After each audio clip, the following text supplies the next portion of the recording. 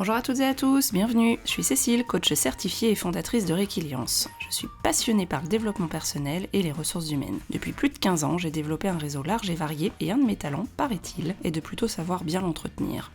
Avec Un pour tous, tous coachés, j'ai décidé de partager avec vous ces moments d'échange privilégiés que j'initie chaque semaine avec des professionnels passionnés, tous plus fascinants les uns que les autres. Et je me suis surtout dit que ce serait dommage de ne pas vous en faire aussi profiter. Ce podcast s'adresse à des super coachs, mais aussi à des managers, des professionnels des ressources humaines, en quête d'idées, avides de rencontres et de partage, qui n'ont pas forcément le temps de développer leur réseau et qui veulent quand même découvrir de nouvelles pratiques pour enrichir leur boîte à outils. Si vous avez vous aussi envie de dénicher de nouveaux trucs et astuces d'experts à travers des échanges authentiques et en toute bienveillance, vous êtes au bon endroit. À travers des regards croisés dans des environnements variés, je vous propose de rencontrer des personnalités alignées avec lesquelles nous partirons ensemble à la recherche de pratiques différentes et complémentaires en toute simplicité. Alors, à vos écouteurs, c'est parti pour de nouvelles découvertes. J'ai le plaisir d'accueillir pour ce deuxième épisode Camille Flex. Je connais Camille depuis tout juste 6 mois et je peux vous garantir que j'ai l'impression que cela fait bien plus longtemps que nous nous connaissons. Elle a ce petit plus qui fait que la relation est tout de suite fluide, sans encombre, sans chichi et sans blabla. L'authenticité, la générosité et les découvertes de nouveaux sujets et thèmes sont toujours au rendez-vous quand nous démarrons nos discussions. Camille a un parcours riche et varié. Après son cursus à Sciences Po à Paris, elle a intégré des collectivités où elle a acquis une forte expertise en conseil et en gestion de projet.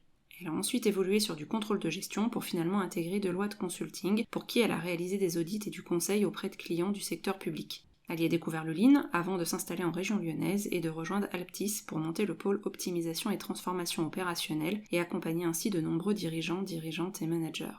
Elle y redécouvre le Lean et décide alors de reprendre le chemin de l'école et valide un master spécialisé manager de l'amélioration continue à l'ECAM en alternance. Elle crée dans la foulée sa société de conseil, Sagittao, où elle accompagne des entreprises confrontées à des problèmes complexes et persistants à trouver des clés et des solutions pour qu'ils se développent en toute autonomie. Véritable passionnée de l'optimisation des humains par les humains au service des process, et non l'inverse, Camille a plusieurs casquettes et plusieurs cordes à son arc, comme vous pourrez vous en rendre compte lors de l'interview. Son sujet du moment ? Que dis-je ? Ses sujets du moment. Le Lean et l'effectuation. L'enregistrement a été réalisé pendant les vacances de fin d'année, à distance, et vous entendrez que les klaxons parisiens ont agrémenté à quelques reprises les points importants de notre échange.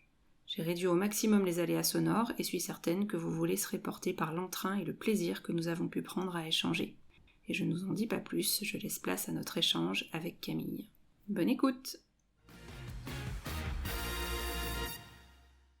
Bienvenue Camille sur Un pour tous, tous coachés. Je suis ravie de t'accueillir et puis en plus tu fais partie de mes toutes premières invitées et ça me tenait vraiment à cœur de pouvoir échanger avec toi sur le Lean RH, enfin adapté au RH. Donc on va prendre le temps déjà de te présenter, expliquer un petit peu aux auditeurs par quel biais on a eu l'occasion de se rencontrer. Donc par le réseau, Un pour tous, tous coachés est aussi un podcast de réseau. J'ai eu d'abord tes coordonnées par l'intermédiaire de Priscilla, qui est une de mes étudiantes, et puis en échangeant avec toi, on s'est très vite rendu compte qu'on avait plein de personnes en commun. On est devenus rapidement, finalement c'était cet été, donc il y a quelques mois qu'on a échangé pour la première fois, et depuis nos chemins se croisent à plusieurs reprises. Donc vraiment ravie de t'accueillir. En quelques mots, phrases, qu'est-ce que tu pourrais nous dire déjà pour te présenter, et puis nous dire ce qui compte pour toi en ce moment dans ton parcours et de là où tu en es. Écoute, merci Cécile déjà de m'accueillir dans le podcast. Je suis vraiment ravie et honorée. Et donc pour résumer mon parcours, ma situation en quelques mots, ça relève du challenge pour moi, puisque effectivement j'ai un parcours de 15 ans d'expérience professionnelle très coloré, où j'ai eu la chance de naviguer dans différents environnements, d'exercer différents métiers, mais avec toujours un fil rouge qui est à la fois de développer les personnes dans leurs organisations en faisant en sorte qu'elles soient en bonne santé, qu'elles puissent apprendre en continu dans leur travail, et en aidant ces organisations à se transformer en continu, à être performantes et à être pérennes dans la durée, y compris au plan économique. Ce qui m'a conduit en fait dans la période actuelle à faire le choix de l'entrepreneuriat en créant ma société avec l'objectif du coup d'accompagner les organisations et les personnes dans l'amélioration de leur performance. Il y a un thème que j'ai découvert avec toi, parce que je l'avais vu sur le côté plutôt supply chain, pour optimiser justement les fameux process dont tu as commencé à nous parler. Et avec toi, j'ai découvert l'aspect RH du Lean. Et c'est vraiment un sujet que je trouve passionnant. Et en plus, comme tu es passionné, tu m'as converti. Je voulais en savoir un petit peu plus et justement partager aussi avec les auditeurs cette passion que tu peux avoir. Et peut-être commencer par un historique de comment est-ce que tu es arrivé au Lean de ton côté. Alors comment est-ce que je suis arrivée au Lean? J'ai ma première rencontre avec le Lean date d'il y a maintenant, 12 ans, puisqu'en fait quand j'étais en cabinet de conseil, voilà, j'étais consultante dans un grand cabinet de conseil. On m'avait présenté le Lean à l'époque en me disant que c'était fabuleux, voilà, que ça avait plein de vertus. Mes associés m'avaient dit: «Bah, voilà, inscris-toi dans un parcours, de formation, tu verras, c'est top». Donc ce que j'ai fait. Et là, en fait, j'ai découvert avec stupéfaction que pour pouvoir, franchir, les belts, puisqu'en fait il y a des belts, c'est comme au judo, hein, green belt, black belt, voilà, il y a des niveaux. Pour franchir les belts, il fallait, prouver qu'on était capable de générer via des démarches lean, X milliers d'euros d'économies dans les organisations. Bon, donc assez vite, voilà, je suis allée voir mes associés, je leur ai expliqué que c'était pas trop ma manière de voir les choses et que poliment, j'allais décliner leur invitation à monter en compétence sur le Lean. En vérité, à cette époque-là, j'ai considéré que c'était un vrai poison et qu'il fallait surtout pas que je m'embâche là-dedans, que c'était pas mon truc. Donc je suis partie entre guillemets avec cette croyance-là ensuite dans la suite de mon parcours, pendant plusieurs années, jusqu'au jour où il y a 2 ans, donc j'étais en poste salarié dans l'assurance sur des questions de transformation et je vois débarquer un consultant Lean qui vient nous former sur, voilà, des méthodologies d'amélioration de process et cetera, qui me reparle de cette histoire-là. Moi, très rapidement, je lui dis: «Non, non, mais tu vas pas, t'inquiète pas, j'ai déjà ma vision du sujet, voilà, ma conviction est faite, tu arriveras pas à me faire changer d'avis». Et donc, il continue, il s'entête un peu, il s'obstine: «Si, si, Mhm. le Lean, c'est formidable, ça développe les personnes, c'est un système d'apprentissage, ça vient modifier la culture, les comportements», voilà, il m'embarque en fait là-dedans. Là, je me dis: «Tiens, c'est marrant, c'est quelque chose dont on m'avait pas du tout parlé à l'époque, quand j'étais dans mon cabinet de conseil», donc ça a quand même éveillé ma curiosité. Donc fort de tout ça, je suis allée me documenter et là, j'ai découvert complètement autre chose qui était bien plus intéressant et bien plus aligné en fait avec ma pratique et j'ai également découvert que ça pouvait potentiellement être un fil rouge par rapport à tout ce que j'avais pu faire au cours de mon parcours, puisqu'au cours de mon parcours, j'ai été amenée à la fois à gérer des projets,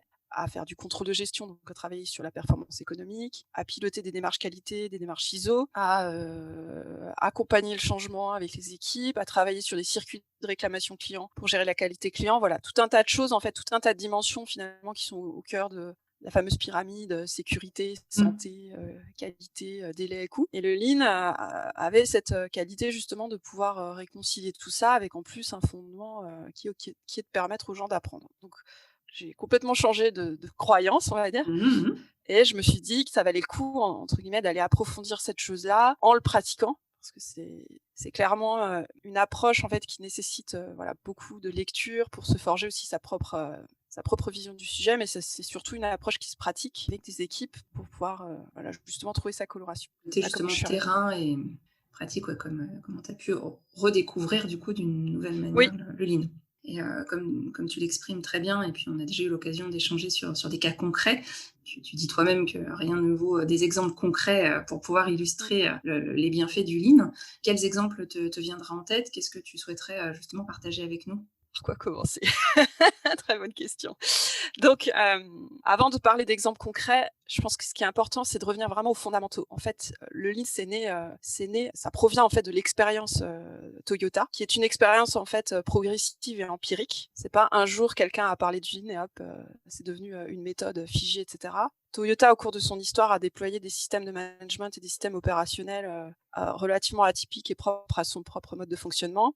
C'est les Américains, au cours des années 80-90, qui sont allés observer ça, qui ont étudié ça et qui ont inventé le terme de Lean Management en décrivant finalement tout ce qui était à l'œuvre chez Toyota. Ça, c'est assez intéressant.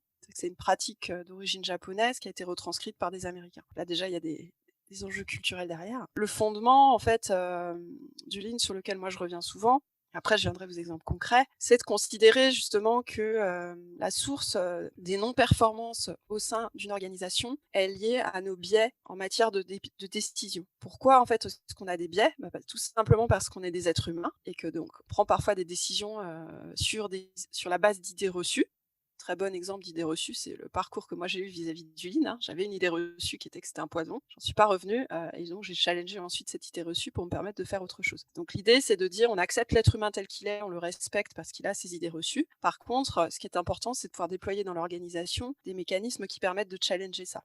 Dans les mécanismes qui permettent de challenger les idées reçues, il y a le fait d'être systématiquement sur le terrain, on appelle ça le gemba en japonais, pour justement constater par soi-même ce qui se passe réellement sur le terrain, et non pas faire confiance à ce que les gens disent ou à ce qu'un indicateur va traduire, aller vérifier par soi-même avec ses yeux, ses pieds, ses oreilles sur le terrain. Deuxième mécanisme qui permet de contrer des idées reçues, c'est de rendre visibles les problèmes. Donc on n'arrive pas à rendre visibles les problèmes, on n'est pas capable en fait de comprendre ce qui nous a conduit à prendre des décisions erronées. C'est à travers la résolution de problèmes qu'on va petit à petit démonter des croyances et apprendre à travailler autrement, à évoluer autrement. Et le troisième mécanisme, c'est de se doter en fait de systèmes de raisonnement entre guillemets scientifiques qui respectent quand même les hommes, mais avec des démarches structurées de résolution de problèmes tirées du PDCA, donc la route Deming, Plan do Check Act, qui permet en fait d'avoir une approche structurée dans la résolution de problèmes, l'apprentissage pas à pas. Donc, le fondement du Lean, c'est vraiment ça, c'est finalement mettre une organisation en position de challenger en permanence ses idées reçues et de progresser pas à pas avec les hommes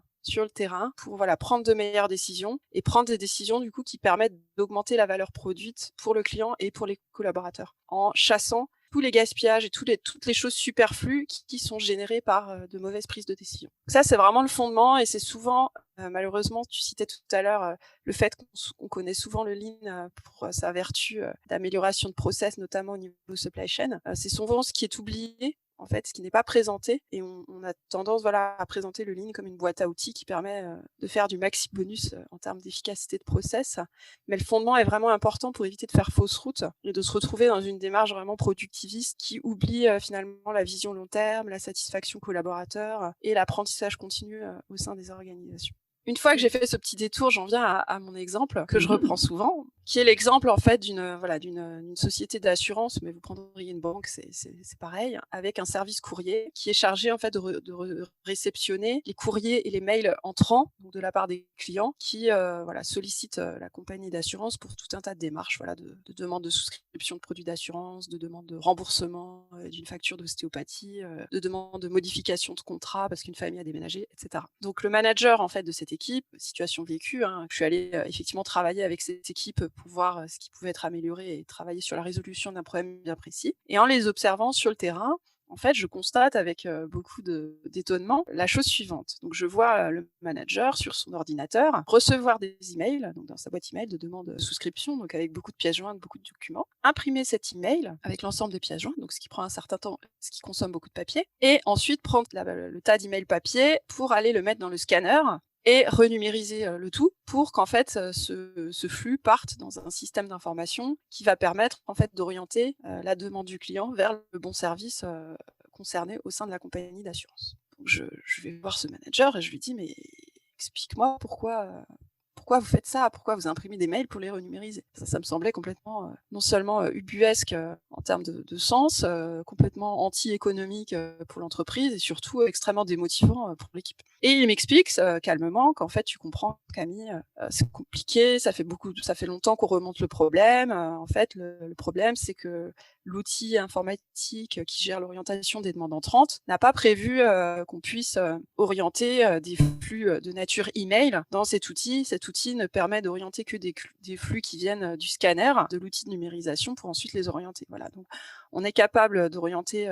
des courriers papier en les numérisant pour que ça aille dans cet outil, mais les mails, finalement, on est obligé de les traiter comme des courriers papier, donc de les imprimer. Je dis d'accord, mais ça fait combien de temps que ça dure ? Ça fait longtemps, plusieurs mois, plusieurs années, d'accord. Mais tu comprends, c'est compliqué parce qu'en fait, il y a plusieurs directeurs qui sont impliqués dans cette affaire, ça relève de plusieurs directions, tout le monde s'émeut de cette situation, mais finalement, personne n'a vraiment le lead pour pouvoir la résoudre. Bon, donc nous, on a arrêté en fait de faire des vagues, on s'est dit que ça n'avancerait pas, et donc maintenant, on fait notre job et on ne demande plus rien à personne. Donc la morale de l'histoire, c'est quoi ? C'est que, si vous faisiez venir une approche dite de renforcement des compétences managériales, RH et tout ce que vous voulez, on proposerait à cette personne de la formation pour devenir un super manager.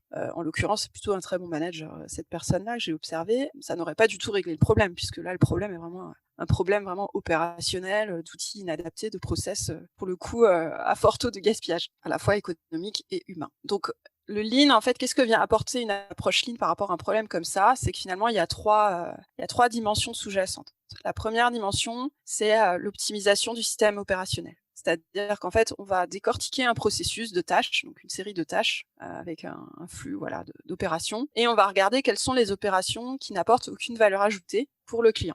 On va relever tout un tas de gaspillages qui n'apportent pas de valeur ajoutée ni pour le client et qui n'apportent pas de valeur ajoutée non plus pour le travail réalisé par les opérateurs. Et on va chercher à analyser les causes de ces non-valeurs ajoutées en disant pourquoi est-ce qu'on en est arrivé là. Donc là, typiquement, une approche comme ça permet en fait de mettre ce problème, de le rendre visible et de s'y confronter. Le deuxième tiroir que va ouvrir le Lean, c'est de dire comment est-ce qu'on adapte les pratiques managériales pour que ce problème-là puisse remonter, pour que le problème puisse être résolu, pour que toute l'équipe puisse être embarquée, pour qu'on développe les bonnes compétences. Donc il y a effectivement une brique managériale et il y a une troisième brique culturelle qui est basée sur tout un tas de valeurs et d'états d'esprit en matière d'amélioration continue, qui est en fait d'accepter de rendre visibles les problèmes, de s'y coller pour les résoudre, de travailler en équipe, etc. Donc pour moi, le Lean est une approche qui permet de résoudre des problèmes de ce type-là, ce que ne permet pas en fait une approche qui serait purement centrée sur le management, qui est nécessaire mais qui n'est pas suffisante, et ce que ne permet pas non plus une approche qui est purement centrée sur de l'optimisation, on va dire de process pur et dur, sans embarquer les autres dimensions liées au management et liées à la culture. Trois étapes pour pouvoir effectivement identifier, observer, mettre en avant, impliquer tout ce qui est la brique managériale dont tu parles, et puis du coup voir si ça s'inscrit bien dans la partie organisationnelle globale de l'entreprise et si l'organisation est OK pour aller plus loin et accompagner le changement alors du coup. Exactement. En fait, moi, j'ai toujours coutume de dire, après avoir présenté un peu les différents fondements du Lean, que finalement, pour moi, c'est là où c'est très particulier, parce que si vous demandez ce que c'est que le Lean, si vous interrogez 10 personnes différentes qui pratiquent ça, vous avez à peu près 10 chances d'avoir une définition différente. Parce que finalement, c'est quelque chose d'assez... il y a différentes manières, c'est comme si vous preniez une lampe, il y a différentes manières d'éclairer le sujet et chacun va retenir sa propre vision. Moi, la vision que j'en porte, c'est que c'est à la fois un cadre de référence qui permet d'observer ce qui se passe dans une situation concrète avec, comme si on avait une paire de lunettes. Voilà. Observer qu'est-ce qui dérape en termes de sécurité, de santé, de morale des collaborateurs, qu'est-ce qui dérape en termes de qualité intégrée dans le travail, mais aussi de qualité pour le client, qu'est-ce qui dérape en termes de délai, qu'est-ce qui dérape en termes de coût, et d'avoir rapidement un espèce de scanner qui permet de détecter tout de suite, en fait, quelle est la dimension qui pêche, et du coup, quelle est la problématique qu'il faut ouvrir et comment on va la résoudre. Donc, c'est un cadre de référence, et en même temps, c'est un système d'apprentissage. Parce que du coup, en révélant les problèmes, comme celui-ci, on va apprendre beaucoup de choses. Là, en l'occurrence, si on ouvre ce problème-là, qu'est-ce qu'on va apprendre ? On va apprendre des choses sur le circuit d'ouverture des projets informatiques, sur la manière dont sont conduits les projets, sur la manière dont sont associées les personnes qui sont utilisatrices derrière de l'application. Ça apprend aussi des choses sur les circuits décisionnels au sein de cette organisation. On a des directions qui fonctionnent un peu en silo. On n'a pas forcément d'instance qui permet de résoudre des problèmes transversaux de ce type-là. On va aussi apprendre des choses sur la culture de l'organisation. Voilà, les gens qui sont résignés, qui ouvrent plus les problèmes. Pourquoi ?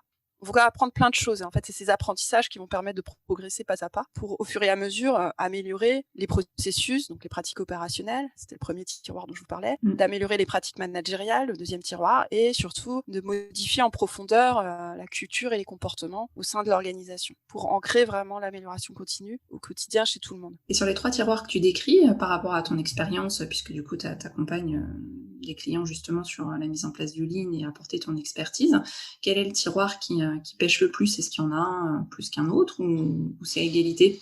Alors, dans les freins, donc moi déjà, en général, quand je rentre dans les organisations, je fais très attention en termes de manière de présenter les choses.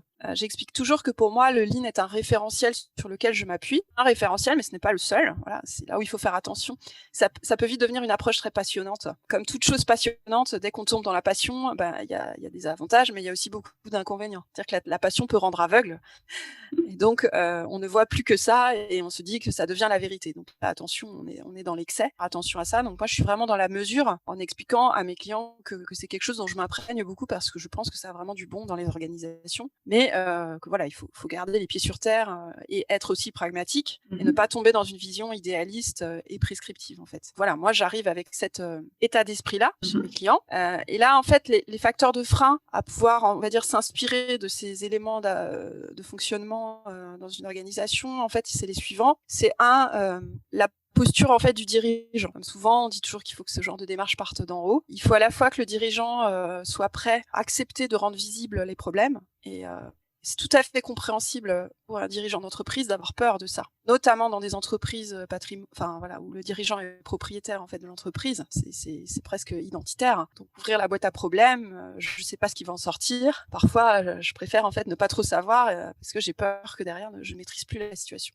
D'accepter ça, c'est comment je peux accompagner le dirigeant à prendre conscience du fait que s'il arrive à ouvrir cette boîte à problèmes de manière maîtrisée, ça sera que du plus pour lui. C'est totalement contre-intuitif pour la plupart des gens que je rencontre et c'est totalement compréhensible. Pas juger, c'est humain. C'est angoissant d'ouvrir les problèmes.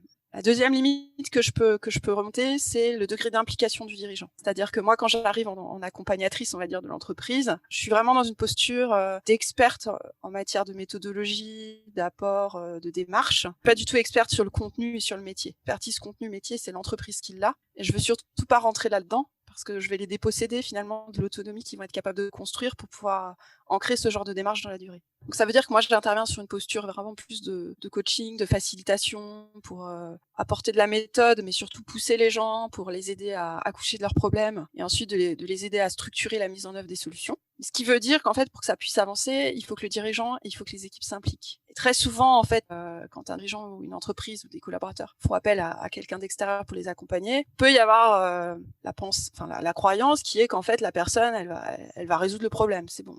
On n'a pas besoin de s'en impliquer, c'est bon, elle va gérer la situation. Ça, c'est pas possible, en fait. Parce que moi, je peux pas résoudre un problème toute seule et en plus, c'est pas souhaitable. Et d'ailleurs, dans ces cas-là, je fais un no-go parce que je considère que les facteurs clés de succès pour ancrer les transformations et conduire le changement, comme tu le disais, faire en sorte que l'entreprise devienne autonome sur la résolution de ses problèmes et l'apprentissage, ça nécessite qu'elle s'implique. Moi, je suis là pour les accompagner et les guider vers ça. Le deuxième facteur de problème, pour moi, c'est le niveau d'engagement, le niveau d'implication. Pas de penser que j'arrive avec ma baguette magique, que hop, je vais me transformer en magicienne pour tout changer et qu'ils n'ont pas besoin de s'impliquer. Ça, c'est pas possible. Et le troisième frein que je peux rencontrer, c'est les réticences au niveau du terrain. Là, il faut y aller effectivement avec beaucoup d'habileté, beaucoup de doigté pour expliquer que c'est une démarche qui part à la fois d'en haut, mais qui part aussi d'en bas. Un peu une tenaille, finalement. Il faut que tout le monde s'implique.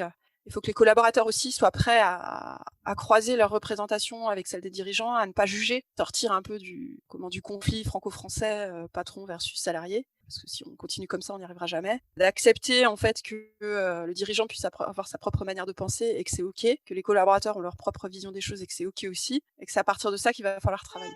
J'ai envie de dire les 3 leviers qui, moi, me font dire qu'une intervention part sur de bons rails. C'est 1, la capacité de l'entreprise en fait à ouvrir la boîte à problèmes, à avoir confiance dans ça. 2, le fait de dégager du temps pour pouvoir s'impliquer dans une démarche de ce type-là. Et 3, d'avoir le terrain et les managers intermédiaires qui sont prêts aussi à s'engager là-dedans. Alors les fameux 3 niveaux avec, comme tu es très imagé, la tenaille en bas, en haut, au milieu, mais que ce soit un tout qui a envie de bouger et d'évoluer ensemble. Exactement. Si on n'a que le terrain qui est motivé, alors après voilà, ça c'est une vision idéale que je vous livre là. C'est jamais tout blanc ou tout noir. On peut avoir un go en disant ok, on est ok. Après on a les résistances naturelles qui reviennent au galop. Ça change pas de culture comme ça. On décrète pas un changement de culture. On balaye pas comme ça des croyances ou des modèles mentaux au niveau des organisations du jour au lendemain. Donc c'est un travail de tous les jours que de maintenir entre guillemets cet engagement initial qui a été donné. Mais ce qui peut être pratiqué, par exemple, quand on a un dirigeant qui, pour tout un tas de bonnes raisons, a peur, c'est de lui dire écoutez, moi ce que je vous propose, c'est de sélectionner en fait une poche au sein de votre entreprise, une unité, un service, un endroit dans lequel il y a un certain nombre de problèmes. C'est peut-être pas les plus gros problèmes que l'entreprise rencontre, ceux qui sont le plus en jeu, mais en tout cas c'est des problèmes qui donnent matière à apprendre. En fait, des démarches de résolution de problèmes sur un périmètre donné, avec un manager qui est prêt à y aller, qui a une certaine autonomie, avec des collaborateurs qui sont motivés, et de se dire on va aller conduire une expérimentation de démarche de résolution de problèmes, où on ouvre les choses, on voit ce que ça nous apprend, on essaie de progresser, de modifier un peu les comportements, de faire un peu un POC finalement, et de capitaliser en fait sur ce qui s'est passé, de voir du coup qu'est-ce que le dirigeant, qu'est-ce que la direction en retient, partant de là, de se dire fort de cet exemple et de cette réalisation concrète, est-ce que vous êtes OK pour qu'on étende peut-être le périmètre à d'autres endroits dans l'organisation. Donc ça, c'est une approche très pragmatique qui est rassurante parce que la direction maîtrise en fait l'endroit où on va aller déployer ça et n'est pas dans la peur finalement d'ouvrir quelque chose avec une peur de pas maîtriser. Donc l'idée effectivement de faire un focus sur un service, un problème, une équipe en particulier, délimiter au maximum et puis pouvoir mesurer le retour sur investissement, en tout cas les résultats derrière obtenus avec des équipes qui ont envie de bouger. Okay. Tout à fait. Okay. Parce que c'est vraiment une démarche, on est en fait ce que je vous disais tout à l'heure par rapport à la situation que je vous ai décrite, là, de pression des mails numérisé. Là, en fait, de ce que moi j'ai constaté, c'est une forme de... En fait, il n'y a plus de vie, quoi. On est parti du principe que ça serait comme ça tout le temps et il y a de la résignation. Pour sortir de cette situation, la seule clé qui existe, c'est l'action. C'est de dire on agit par petits pas, on tente une première expérience qui est mesurée, qui est faisable à partir des moyens dont on dispose à un instant T, qui est OK en termes de risque. On est prêt à tenter cette expérience-là parce qu'on se dit qu'au pire de ce qui pourrait se passer, il n'y a pas d'enjeu majeur. Et on capitalise sur ce qu'on a observé et ensuite on fait le prochain pas en avant. Donc la clé, c'est de remettre de l'action dans des environnements où il y a une forme de paralysie, d'inertie, de résignation qui s'est installée, avec finalement une forme d'acceptation de situation, de mode de fonctionnement en situation dégradée en mode permanent, quoi. Qu'est-ce que tu donnerais comme conseil à des managers, des dirigeants, même voire des coachs, des consultants qui justement souhaiteraient instaurer cette sensibilisation au lean comme tu nous l'as décrit pour démarrer? Alors, premier conseil que je donnerais, c'est de faire attention.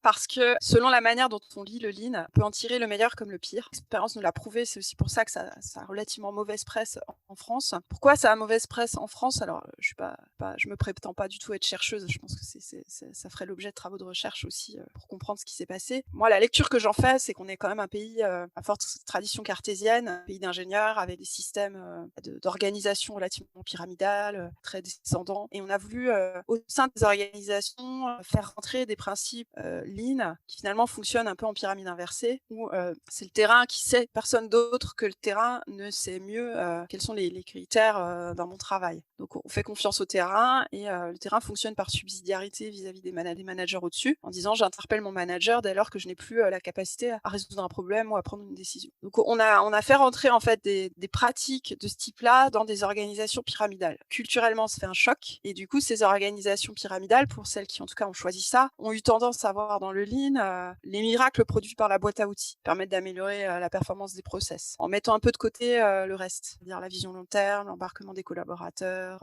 la confiance dans le terrain, etc. Donc mécaniquement, ça a produit de la casse, parce qu'introduire des mécaniques d'amélioration, d'optimisation de process dans un système vertical pyramidal, on enferme encore plus les gens dans des systèmes de pression, etc. Encore une fois, ce que je vous dis là, ça n'est pas moi je suis de nature plutôt confiance dans la capacité de l'homme à faire des bonnes choses. C'est souvent le fruit de maladresse, de confusion. C'est pas toujours des actes volontaires en fait, que de vouloir mettre les gens dans des systèmes de pression. C'est des problématiques systémiques. Donc voilà, le premier conseil que je donnerais, c'est de faire attention à tout un tas d'écueils dans lesquels on peut facilement tomber si on fait pas attention justement à équilibrer en fait sa vision du lean par rapport au fondement de départ. Donc faire attention, ça veut dire quoi? Ça veut dire lire des choses, revenir aux fondamentaux, échanger avec des praticiens, essayer d'avoir aussi une forme de clairvoyance et de lucidité sur qu'est-ce qu'on veut garder, qu'est-ce qu'on veut jeter, et faire attention aux démarches un peu bulldozer où on dit voilà, moi je suis totalement contre ça. Le fait de dire on va déployer une démarche lean, pour moi ça veut rien dire parce qu'on déploie des objectifs, on déploie des finalités, on déploie des projets dans des organisations.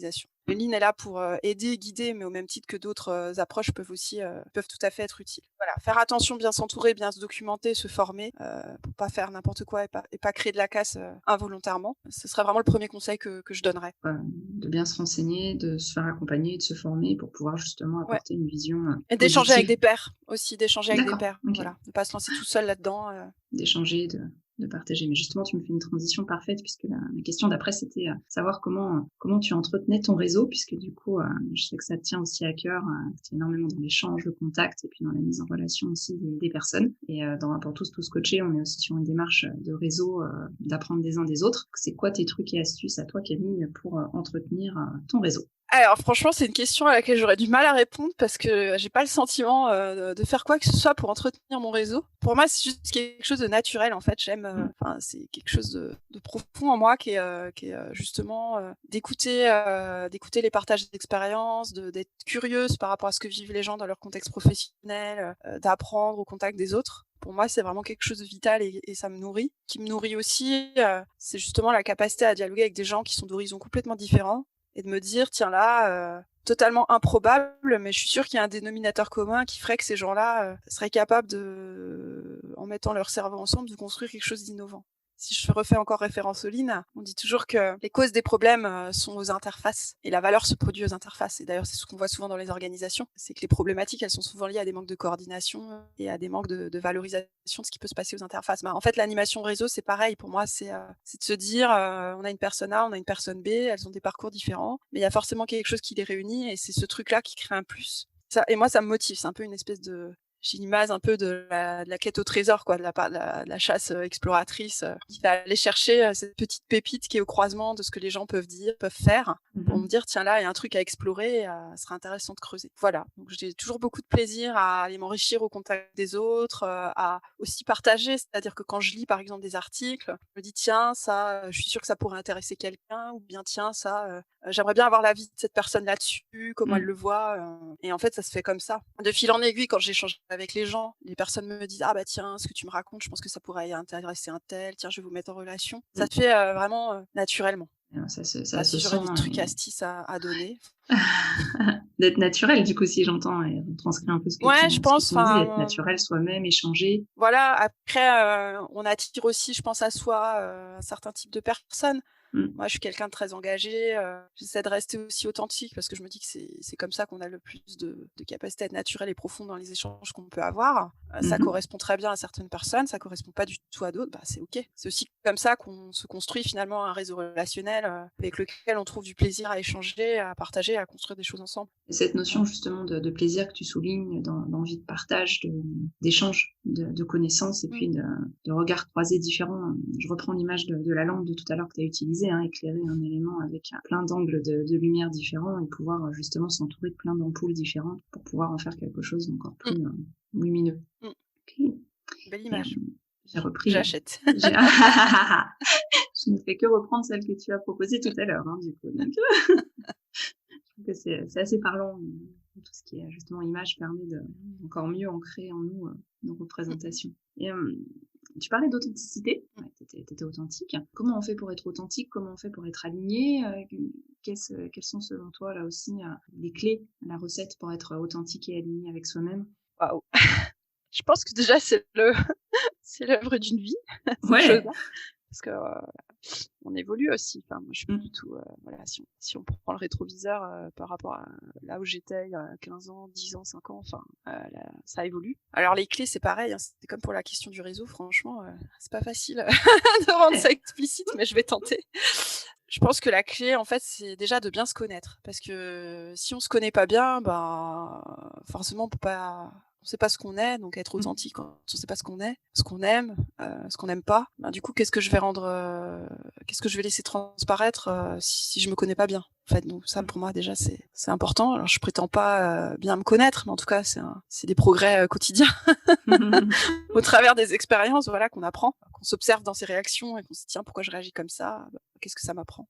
Moi je suis très guidée, alors j'en parle tout le temps, je suis aussi un peu une tarée de ce truc-là. On a beaucoup parlé de Lean, mais il y a un autre truc que j'adore, c'est l'effectuation. On parle souvent.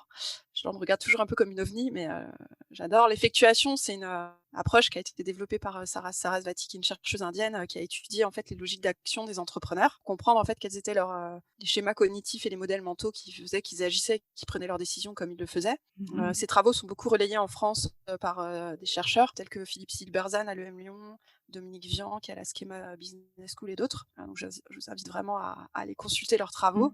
Et l'effectuation nous dit en fait plusieurs choses. En fait, ils ont tiré finalement 5 principes d'action des entrepreneurs. Ils sont vraiment spécifiques à la manière de fonctionner des entrepreneurs. Et moi, finalement, ces 5 principes d'action, je les trouve vraiment puissants dans la vie au quotidien, même si on n'est pas entrepreneur. Justement par rapport à cette question d'arriver à être authentique. Premier principe, c'est de dire la clé de l'action, en fait, c'est ce qu'une personne est, qu'elle connaît et c'est qui elle connaît. C'est le présent, en fait. La seule chose dont on est sûr à un instant T, c'est qui on est, qui on connaît et ce qu'on sait. Tout le reste, c'est incertain, encore plus en ce moment. C'est déjà d'être conscient de ça, de partir avec ça. Donc ça suppose voilà de bien se connaître et d'avoir bien ancré ça pour pouvoir se dire ensuite, à partir de tout ça, quel est le pas en avant que je peux faire? Qu'est-ce qui est suffisant pour agir au regard de tout ce que j'ai? Et donc là, la clé, du coup, c'est l'action. De dire quel pas en avant je fais à partir de tout ça. Et en fait, on se rend compte assez basiquement que quand on réfléchit déjà à qui on est, qui on connaît et ce qu'on sait, les possibilités d'action sont en fait infinies. Il y a énormément de choses rien qu'avec ça. Donc ce qui va nous bloquer, c'est les peurs. Le fait de pas avoir peur, pour moi, c'est de se dire, je fais un premier pas en avant et au pire, qu'est-ce que je perds? Donc c'est avancer en perte acceptable. Donc ça, c'est le deuxième principe. Pire, qu'est-ce que je perds? Et je suis OK de le perdre.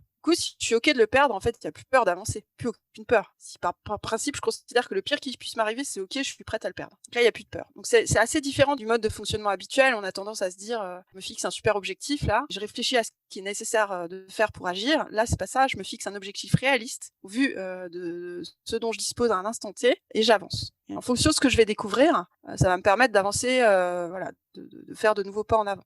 Le troisième principe, c'est de se dire, je vais avancer pas toute seule, je vais engager avec moi des parties prenantes. Donc là, on retombe sur le réseau, on retombe sur les gens qu'on a autour de nous. Tiens, qui ça pourrait être intéressé? J'ai pas la compétence sur tout, donc je vais aller chercher quelqu'un. Par exemple, je vous donne un exemple. Là, aujourd'hui, j'ai envie de développer, de digitaliser en fait une partie de mon activité pour construire une plateforme de e-learning qui viendrait en complément de mes interventions terrain dans les entreprises. Je vais pas monter ce projet-là from scratch. Je me dis, je vais attendre d'avoir un client potentiellement envie de décortiquer, défricher ça. Je l'ai trouvé. On s'est dit, on va mettre nos cerveaux ensemble. Donc là, on a été authentique. On s'est dit, ni moi n'est expert du sujet, ni mon client non plus. On a envie de défricher ça ensemble. Donc on est OK, on avance ensemble. Je me dis, qui dans mon réseau je connais qui pourrait m'aider à faire ce premier pas en avant? Je suis allée chercher des experts qui ont des compétences bien pointues. Je les ai présentés à mon client. J'ai demandé à mon client s'il était OK pour qu'on essaie d'avancer ensemble. Et voilà. Et on se dit, au pire, qu'est-ce qu'on est prêt à perdre? On est prêt à perdre peut-être un peu d'erreur du débutant pour démarrer, parce qu'on n'est pas expert, mais en même temps, on apprend ensemble. On est prêt à perdre éventuellement quelques mois. Voilà, il n'y a pas d'enjeu particulier. Donc, on avance. Donc, voilà. Donc, ça, pour moi, c'est vraiment quelque chose qui permet d'avancer vraiment avec authenticité, en lien avec les gens qu'on connaît, à partir du présent. En fait, c'est tout ça, pour moi, qui permet d'être dans l'action en étant authentique, parce qu'on part de ce qu'on est et de ce qu'on sait, et non pas de ce qu'on voudrait être, ou de ce qu'on voudrait savoir. Ça fait vraiment toute la différence, en fait, dans la vie au quotidien, et ça débloque, en fait, des peurs et la peur d'avancer, des blocages, des inerties assez profondes, quoi. Et ça redonne en fait des marges de manœuvre sur l'action, c'est-à-dire qu'effectivement le quatrième principe clé aussi de l'effectuation, le cinquième même, c'est de dire que finalement on est pilote, on est maître à bord de tout ce qui peut se passer. Quatrième principe, comme ça j'aurais fait le tour, placez ça. C'est si la vie t'envoie des citrons, fais de la limonade. Voilà. Ça c'est le cinquième alors du coup. C'est le quatrième. Le quatrième principe, c'est okay. si la t'envoies des citrons, fais de la limonade, Oui, c'est-à-dire plutôt que de se dire je me mets un objectif, un plan et je mets tout en place pour pas dévier de mon chemin, se dire si t'as une galère qui t'arrive en cours de route, si la vie t'envoie un citron, plutôt que de l'éviter, cherche à voir ce que tu peux en faire. Peut-être que c'est une leçon que ça te donnera pour pouvoir avancer différemment. D'où la limonade. Voilà. Donc premier principe, pars avec qui tu es, qui tu connais, ce que tu sais. Deuxième principe, avance en perte acceptable. Troisième principe, entoure-toi. Parce que c'est en t'entourant que du coup tu vas te donner de nouveaux moyens d'action. Qu'on retombe sur le numéro 1. J'ai de nouveaux moyens d'action qui me permettent de faire de nouveaux pas en avant. Quatrième principe, si jamais tu te prends une tuile dans la vie, regarde-la, regarde ce qu'elle t'apprend et comment tu peux t'en servir pour peut-être, au lieu d'aller à gauche, aller à droite. Cinquième principe, finalement tout ça te rend libre et capable d'agir. Donc moi, ça dans les organisations, je trouve que c'est assez puissant parce que ça permet aussi d'embarquer des gens, de sortir de situations où il n'y a plus de vie, où les gens se sont résignés, se disent de toute façon on peut rien faire. Je dis mais si, vous pouvez faire plein de choses en fait. Bon, moi ça participe beaucoup de l'authenticité pour répondre à la question de départ. Super intéressant, je connaissais pas l'effectuation, ça donne envie de creuser. Je mettrai là aussi des liens par rapport à ce que tu as pu nous donner et nous livrer. Et quel est ton livre du moment? Qu'est-ce que tu nous conseilles? Quel est le livre qui te parle? Est-ce qu'il y en a en particulier? Oh punaise. La question. Alors, mon grand deuil du moment, c'est de ne plus avoir le temps de lire, enfin plus suffisamment. J'ai une pile de livres à lire haute comme ça. Je me dis j'aimerais en fait pouvoir prendre le temps, mais j'ai pas forcément toujours le temps, donc je pioche par-ci par-là. Alors du coup, dans ma pile, le livre de Mathieu Dardaillon, le fondateur de Ticket for Change, qui s'appelle alors j'ai plus le titre exact en tête, mais faites émerger vos talents, ils peuvent sauver le monde. C'est en fait, donc lui c'est un entrepreneur à impact qui est assez passionnant et le livre est vraiment passionnant, qui pousse en fait les gens à identifier, conscientiser leurs talents, leurs valeurs, pour pouvoir se dire quelle est la zone dans laquelle je peux être le plus puissant possible pour avoir de l'impact dans le monde, quoi. C'est assez inspirant. Okay. En plus il est très pratico-pratique parce qu'il y a plein d'exercices à l'intérieur. Okay, avec le côté mise en terrain alors du coup qu'on retrouve.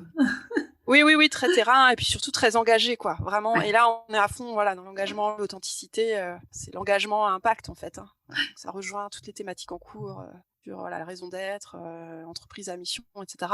Pour justement essayer de porter quelque chose de plus grand, finalement, pour avoir de l'impact. Merci pour ce partage. Et pour terminer, du coup, sur le podcast, j'aime bien poser cette question pour clôturer. C'est quel autre sujet en lien avec tout ce qu'on s'est dit t'aimerais qu'on puisse prendre le temps de creuser sur un prochain podcast avec un prochain invité ou avec toi si jamais le sujet te tente.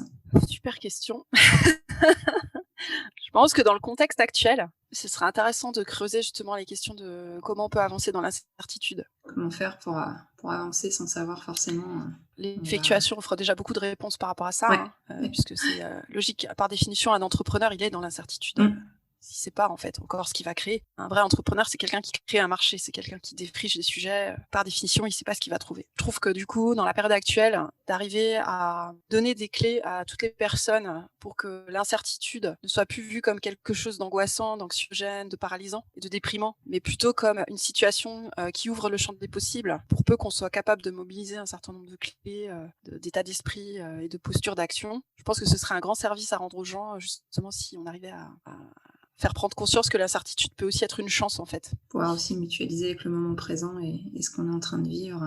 Exactement. Continuer je continue sur l'image du coup des ampoules que tu as donné tout à l'heure, avec les éclairages différents. L'effectuation, là, ça me fait penser à entretenir sa propre ampoule et se connaître soi-même et justement s'éclairer de l'intérieur pour pouvoir échanger aussi avec les autres. Et j'ai l'impression, sur l'échange qu'on a eu, et je te le partage, mais d'avoir fait à la fois un focus à la fois sur soi, sur comment mieux se connaître et justement prendre soin de son ampoule intérieure, et puis comment aller à la rencontre d'autres ampoules pour éclairer et qu'on ait plein de trucs et astuces et d'approches différentes pour mieux comprendre et puis peut-être continuer à avancer avec l'incertitude de notre période actuelle. Tout à fait. Sachant que si je continue à défiler ta métaphore, si tu te situes dans le champ de l'effectuation, tu vas aller chercher d'autres ampoules, donc d'autres personnes qui ont leur propre ampoule, voilà. Et tu vas mélanger tout ça, et si ça se trouve, c'est pas du tout une ampoule qui va sortir, c'est autre chose, mais qui éclairera aussi. Peut-être mieux, peut-être différemment, voilà. Tu sais pas ce qui va sortir. Ce que les gens vont construire, en fait. Tout à fait. Un arc-en-ciel, je sais pas, un soleil, une étoile. Autre chose, un feu d'artifice, autre chose, carrément. Ça me fait aussi penser à la citation que c'est pas en réinventant la bougie qu'on a créé l'électricité. Et voilà, ça me fait penser à cette citation-là, je partage. Exactement. Je partage. Pour terminer du coup notre échange, est-ce que je te laisse le mot de la fin, la phrase de la fin? Qu'est-ce que tu as envie de partager avec nous sur ce moment? Je dirais merci déjà. Merci pour ton accueil, pour ce moment d'échange, parce que ça fait aussi du bien de se poser, pour la pertinence de tes questions, qui en tout cas m'a permis aussi peut-être c'est toujours ce qu'on dit, c'est qu'il y a des éléments qui sont tacites en fait en soi. Tout l'enjeu pour pouvoir les utiliser, c'est de les rendre explicites. Ça, c'est pas un exercice facile, donc le questionnement aide beaucoup aussi. Donc merci pour ça, toujours utile de prendre ce temps-là pour le faire. Et puis bravo, voilà, je dirais merci, et puis bravo pour ce podcast que tu inities, parce que je pense que ça peut vraiment inspirer et donner de la force en fait à toutes les personnes qui vont pouvoir partager ces expériences, en essayant de les inviter à s'ouvrir justement, à aller questionner d'autres gens, voilà, plutôt que de rester centré finalement sur soi, en ayant peur d'aller chercher des retours d'expérience. Donc super. Merci à toi Camille, merci pour tes réponses, merci pour ton authenticité, ta spontanéité, et puis je te dis à très bientôt. Super, à bientôt Cécile. Merci d'avoir écouté l'épisode jusqu'au bout, j'espère que l'échange vous a plu. N'hésitez pas à aller sur la page du podcast Un pour tous, tous coachés, sur le site www.requiliance.fr. Je compte également sur vous pour déposer vos 5 étoiles et votre avis sur votre plateforme préférée d'écoute. Cela permettra à de nouvelles personnes de découvrir plus facilement le podcast et d'agrandir la communauté. Encore merci et à très vite pour de nouvelles aventures.